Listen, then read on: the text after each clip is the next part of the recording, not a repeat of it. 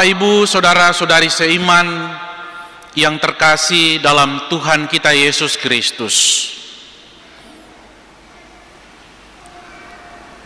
kita semua membutuhkan uang.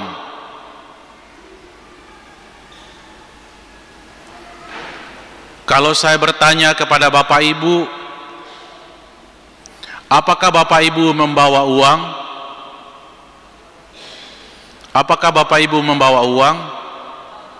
Bawa? Kenapa membawa uang?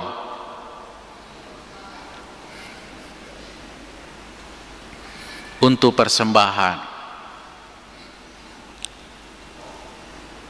Dan mungkin ada kebutuhan yang lain. Ada ungkapan yang mengatakan bahwa uanglah yang membuat dunia ini berputar. Dunia itu bergerak oleh karena perekonomian. Dan di dalam perekonomian itu ada perputaran uang. Ada ungkapan juga mengatakan uang tidak dapat membeli kebahagiaan, tetapi ketika kekurangan uang, hidup kita sengsara.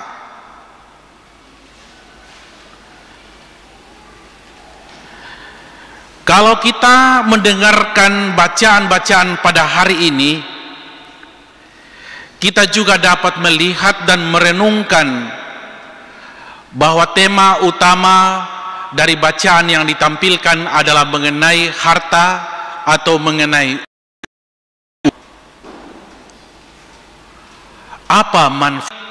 Meskipun umat Israel berada pada periode yang baik dan muncul banyak atau segelintir orang-orang kaya, tetapi penglihatan Amos sebagai utusan Tuhan tidaklah pernah surut.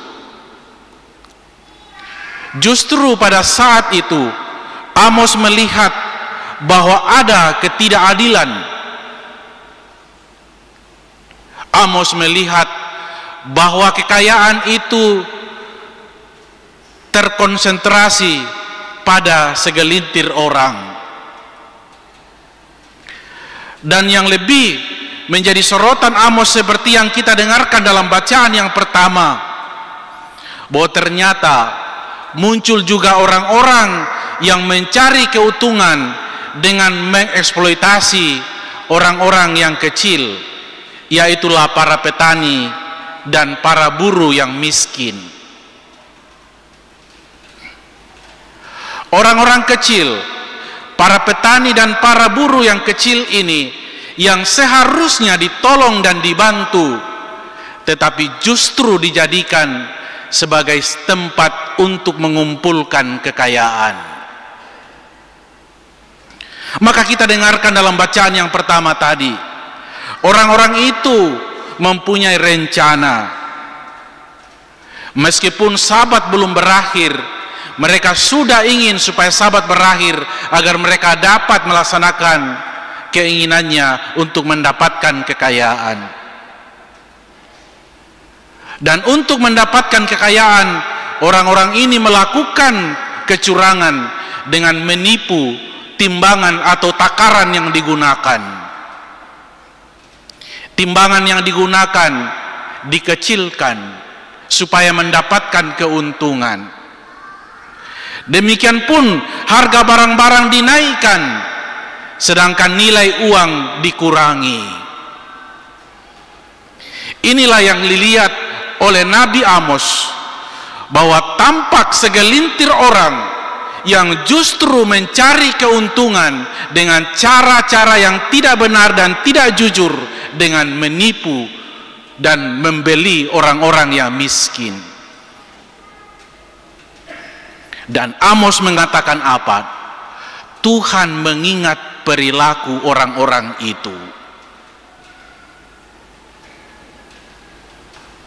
Dan Bapak Ibu saudara-saudari yang terkasih dalam Tuhan, Kalau kita dengarkan di dalam Mazmur tanggapan tadi, pada ayat yang ketiga disampaikan di sana bahwa pada saat ada ketidakadilan, justru Tuhan berpihak pada mereka yang diperlakukan yang tidak adil.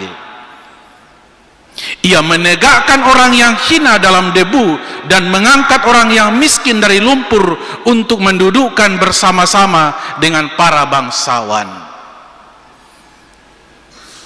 Ketika terjadi ketidakadilan, maka Allah berada pada pihak yang menjadi korban.